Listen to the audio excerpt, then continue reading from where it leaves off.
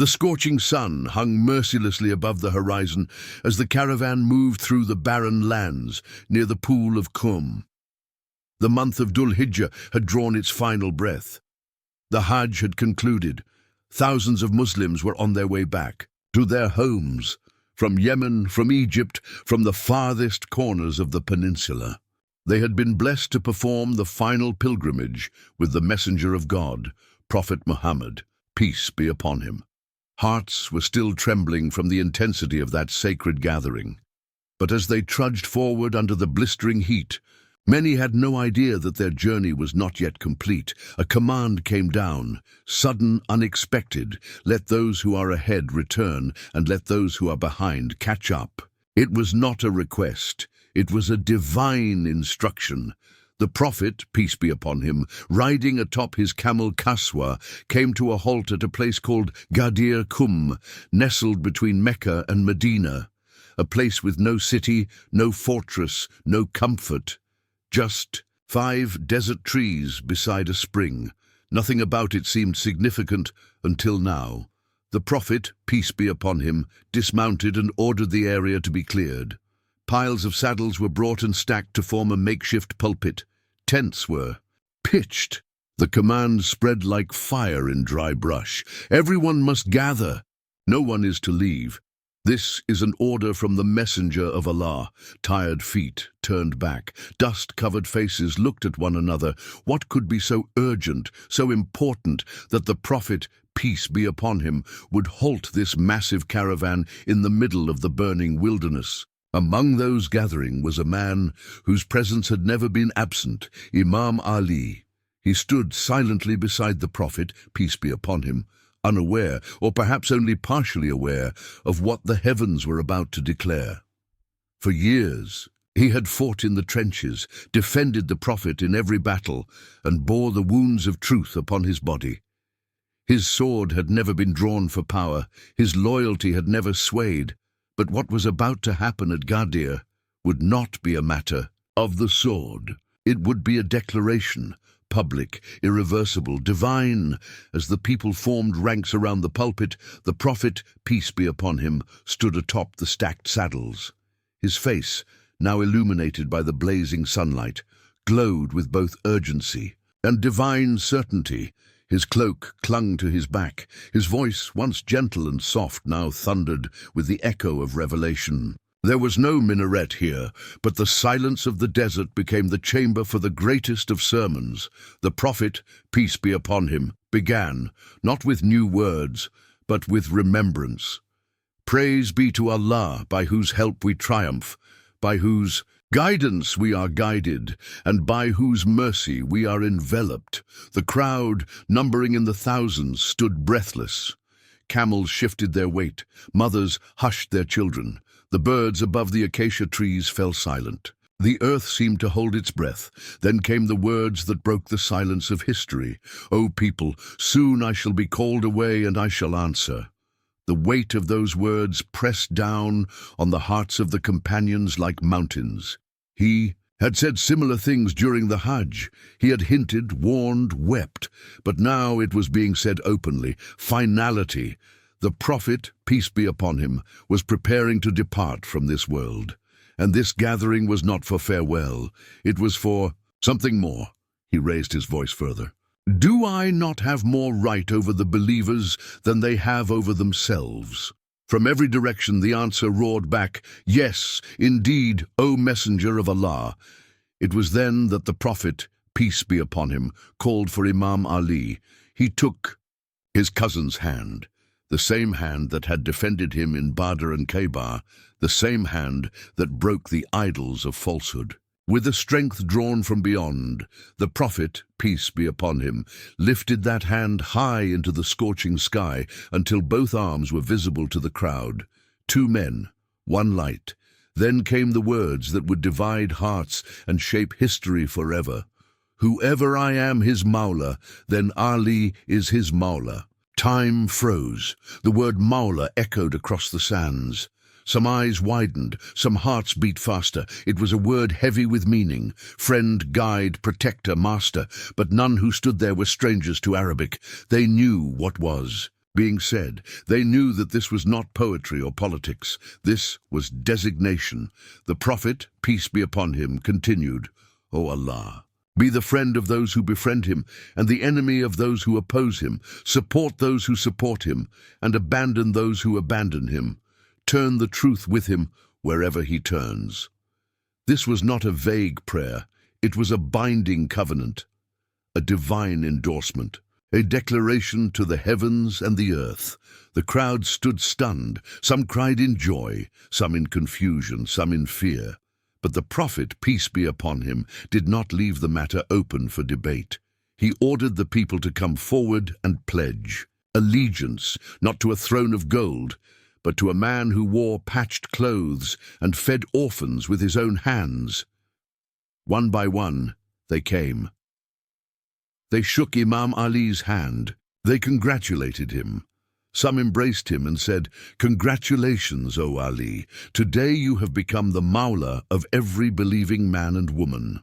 Among those who came forward, with a trembling smile and eyes that darted toward the Prophet, peace be upon him, was a man named Umar ibn Khattab. He too extended his hand and said, Congratulations, son of Abu Talib. You have become my Mawla and the Mawla of every believing man and woman. But the desert had ears, and so did the hypocrites. Not all celebrated, not all bowed their heads. There were those who smiled only with their lips, and those who waited for the crowd to disperse so they could conspire. A man named Harith ibn Nu'man al-Fihri, consumed by envy and fear, stormed away from the gathering and demanded an explanation. "Ooh, Muhammad, you commanded us to testify that there is no God but Allah, and that you are his messenger, and we obeyed. You commanded us to pray, and we prayed. You commanded us to fast, and we fasted. But now you raise your cousin's hand and command us to follow him after you. Is this command from you or from Allah?" The Prophet, peace be upon him, responded. His voice carried no anger, only truth. By Allah, it is from Allah. Harith turned to walk away, muttering curses under his breath. He had barely moved a few steps before a stone from the heavens struck him down. The earth swallowed his final breath.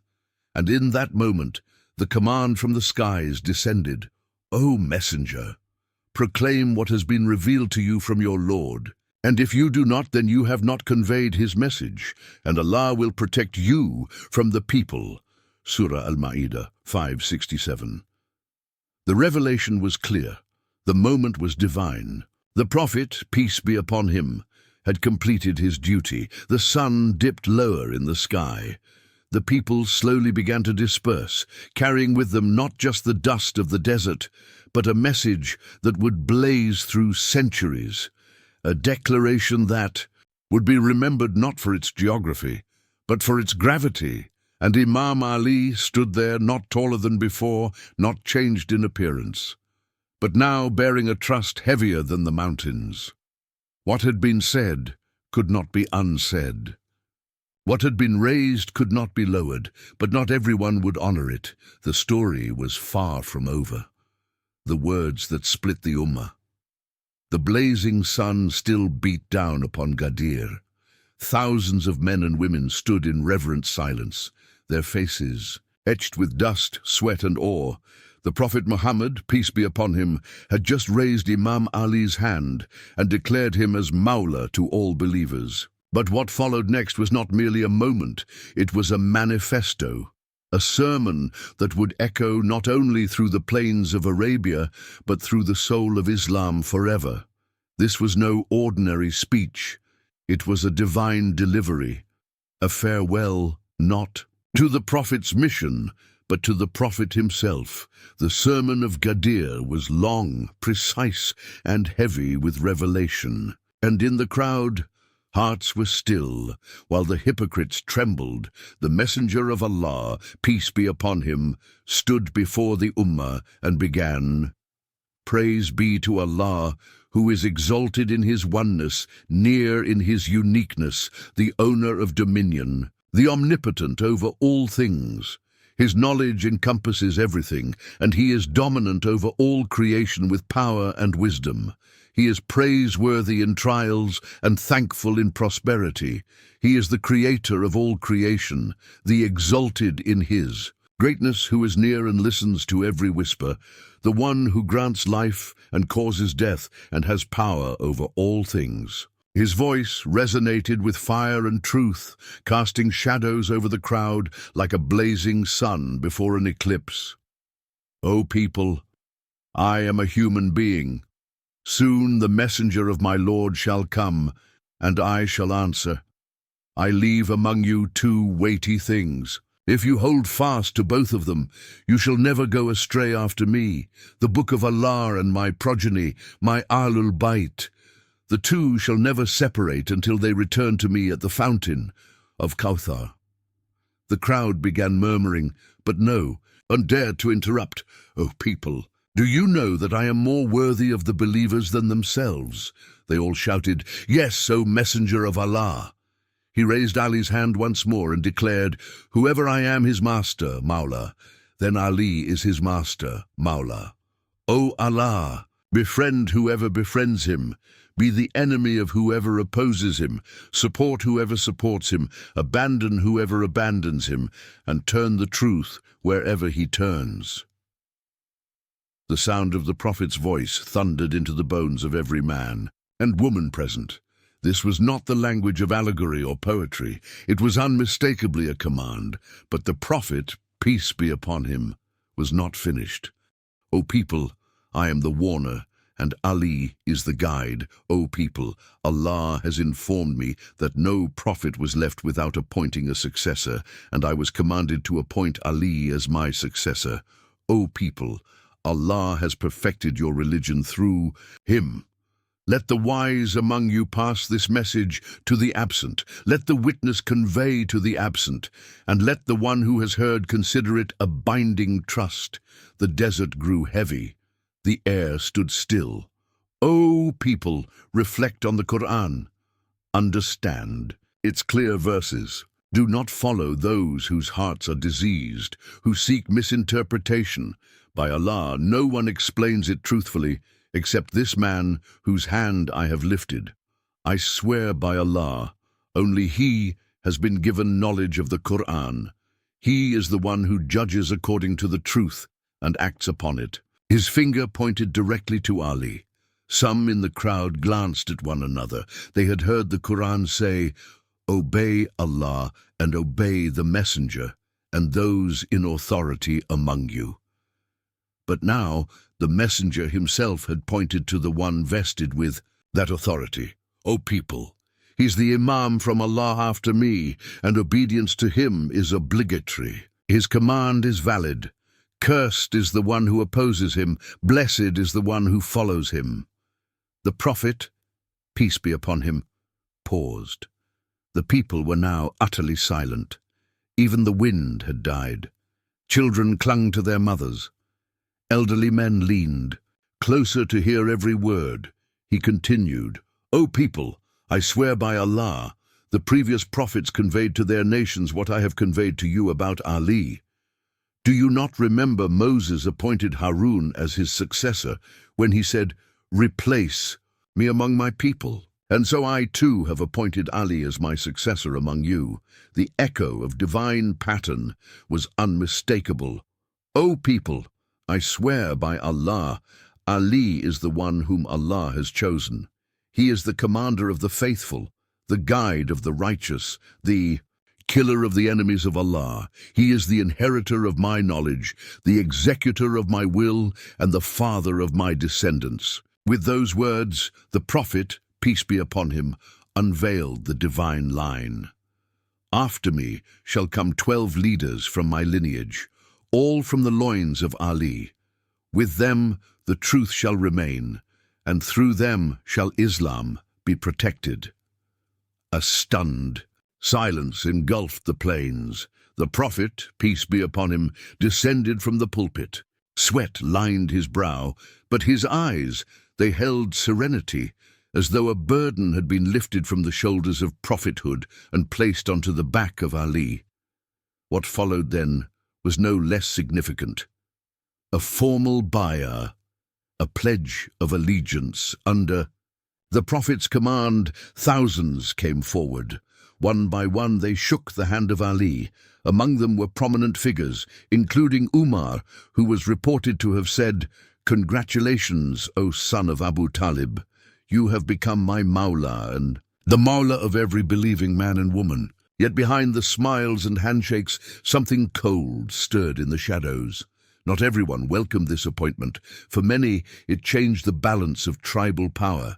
It shifted future leadership. It meant that loyalty to faith must come before loyalty to family or politics. The Prophet, peace be upon him, aware of this, repeated, "Let those present inform the absent.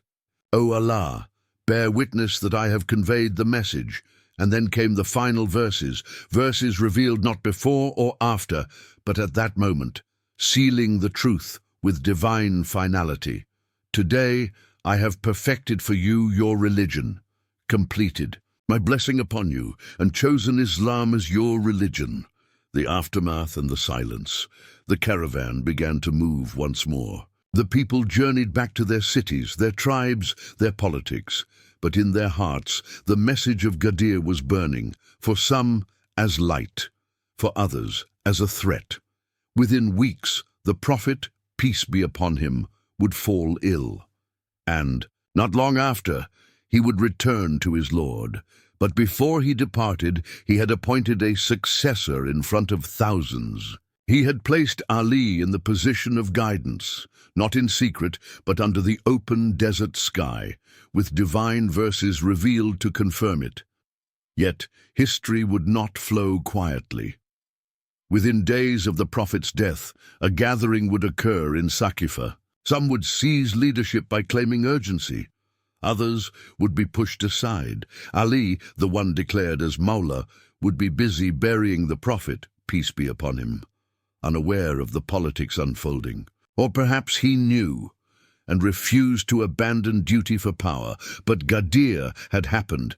It was witnessed, it was recorded, it was lived by thousands, and it remains, written not just in books, but in the memory of the faithful. Ghadir was not a political announcement. It was a spiritual covenant. It was the Prophet Muhammad, peace be upon him, at the edge of his worldly life, completing his mission by placing truth in the hands of the one man who had never betrayed it. Imam Ali was not chosen in a vacuum. He had lived truth. He had bled for it. He had carried the Prophet's banner when others ran. And on that burning day at Ghadir, the Prophet did not create greatness. He revealed it. The echoes of Ghadir are not confined to the past. Every generation must decide whether to honor it, distort it, or ignore it. But the words remain, whoever. I am his Mawla, Ali is his Mawla, and with that the burden of choice passed from the Prophet to the Ummah. The message was delivered, the hand was raised, the line was drawn, the rest is history.